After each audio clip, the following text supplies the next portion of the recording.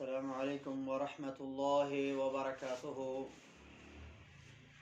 نبی علیہ الصلاۃ والسلام کے معوذات کے حوالے سے ہماری گفتگو جاری ہے۔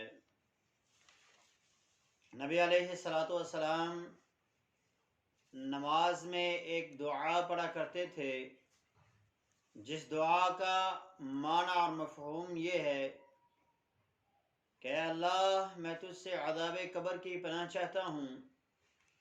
دعا کے الفاظ کیا ہیں؟ اللہم انی اعوذ بک من عذاب القبر واعوذ بک من عذاب جہنم واعوذ بک من فتنة المسیح الدجال واعوذ بک من فتنة المحیا والممات اللہم انی اعوذ بک من المأثم والمغرم۔ یہ دعا نبی علیہ السلام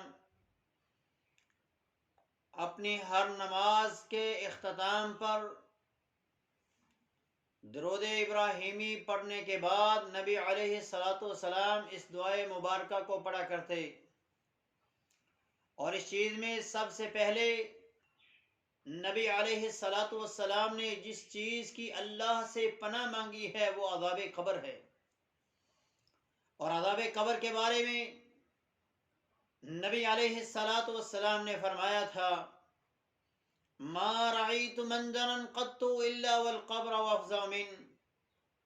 میں نے بڑے بڑے خوفناک مناظر کو دیکھا ہے، لیکن جتنا گھبراہٹ والا اور خوف والا معاملہ قبر کا ہے، اس سے سخت اور اس سے گھبراہٹ والا معاملہ میں نے اور کوئی نہیں دیکھا۔ نبی علیہ السلام نے قبر کے عذابات کو بیان کیا، قبر کی وحشت کو بیان کیا، قبر کی سختیوں کو بیان کیا ہے۔ عذاب قبر کس قدر شدید ہے اور قبر کا معاملہ کس قدر گھبراہٹ والا ہے۔ سید عائشہ رضی اللہ تعالی عنہا فرماتی ہیں کہ ایک دفعہ میرے پاس ایک یہودیہ عورت آئی اور اس نے مجھ سے سوال کیا اور میں نے کھانے کے لیے اسے کچھ دے دیا۔ وہ جاتے ہوئے مجھے یہ دعا دے گئی، اللہ تجھ کو عذاب قبر سے محفوظ فرمائے۔ کہا میں نے تعجب کیا، عذاب قبر، کیا قبر کا عذاب حق ہے؟ فرمایا میں نے اللہ کے رسول سے یہی سوال کیا کہ ایک یہودی عورت آج مجھے عذاب قبر سے پناہ کی دعا دے کے گئی ہے، اے اللہ کے رسول کیا عذاب قبر حق ہے؟ آپ نے فرمایا نعم یا عائشہ تو عذاب قبر حق، قبر کا عذاب حق ہے، قبر کا عذاب حق ہے۔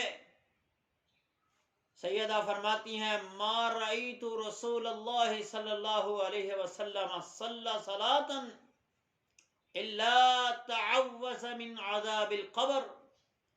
کہا اس دن کے بعد میں نے نبی علیہ السلام کو کوئی نماز ایسی پڑھتے نہیں دیکھا جس میں میرے حبیب نے اللہ جل شانہ سے عذاب قبر کی پناہ نہ طلب کی ہو۔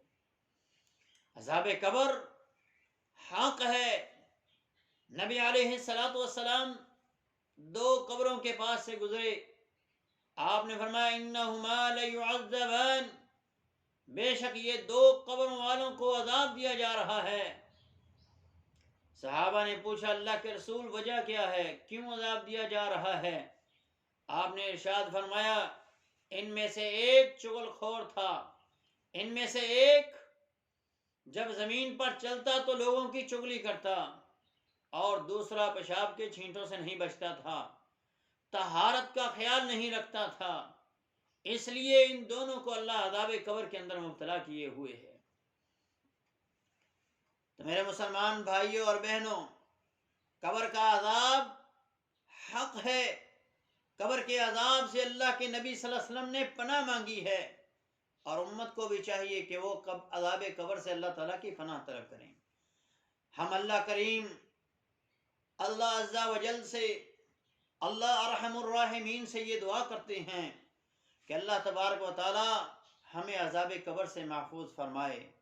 اللہ ہمارے جتنے عزیز و اقارب اس دنیا سے چلے گئے، جو ہمارا عزیز اس دنیا سے گیا، اللہ اس کو عذاب قبر سے محفوظ فرمائے، اس کی قبر کو اس کے لیے جنت بنائے، اور جب اس دنیا کو چھوڑ کر ہم اللہ کے پاس پہنچیں، قبروں میں اپنا بسیرا کریں، تو ہمارے لیے بھی ہماری قبریں اللہ جنت کے باغ بنا دیں۔ اقول قولی ھذا استغفر اللہ علی ولکم ولسائر المسلمین۔